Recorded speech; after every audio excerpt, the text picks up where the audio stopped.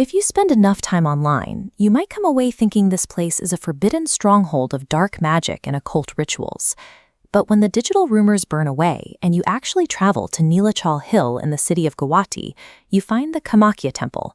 For thousands of years, this site has stood as a living, breathing center of Hindu faith, dedicated strictly to the supreme power of the goddess. To understand what makes this temple so potent, we have to log off and look at the actual traditions carved into these stones.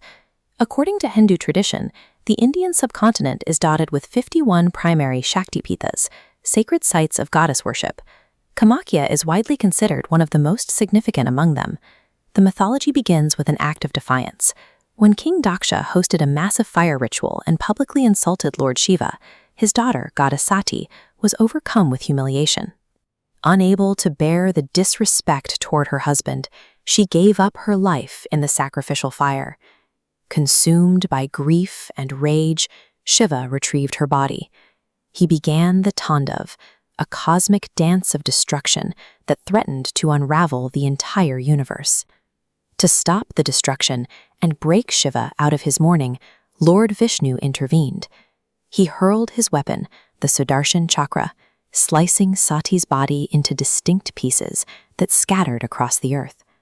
The mythology dictates that Sati's womb, her yoni, fell exactly here, onto Nilachal Hill.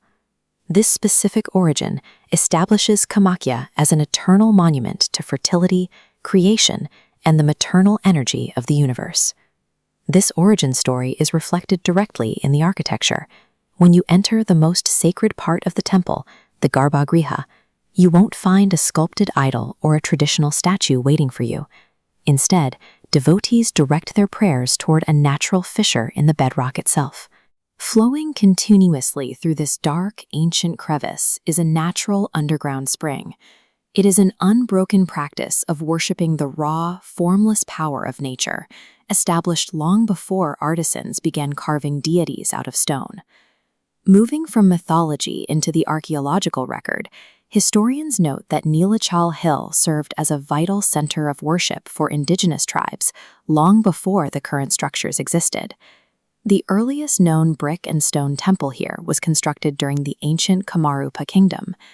By the 16th century, military invasions swept through the region, leaving those original structures severely damaged and largely in ruins. The massive curved roof we see today is the result of a vast reconstruction effort.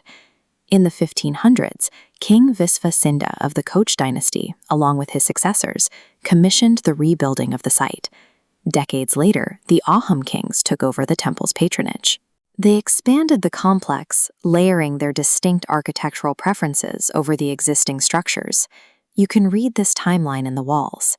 These three standing figures carved into the stone are remnants of earlier structures. Tracing the masonry around them reveals how tribal motifs, Koch engineering, and Ahom expansions integrated into one foundation, the Nilachal style.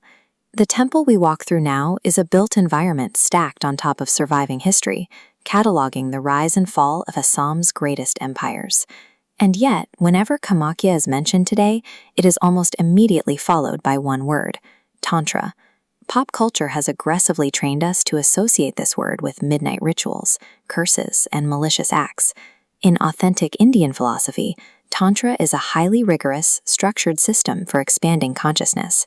It is a path of self-knowledge and energy channeling that requires intense discipline. As you can see in the massive crowds lining up around the main dome, the temple is open to everyone.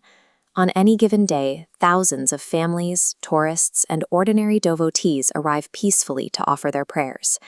While dedicated ascetics do practice specialized tantric rituals, they follow distinct initiated traditions that operate entirely apart from the public lines.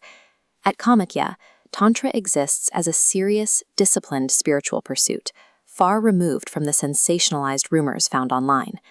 The true nature of this site is best observed during the Ambubachi Mela. Every June, holy men and pilgrims gather from across the continent for the temple's defining annual festival.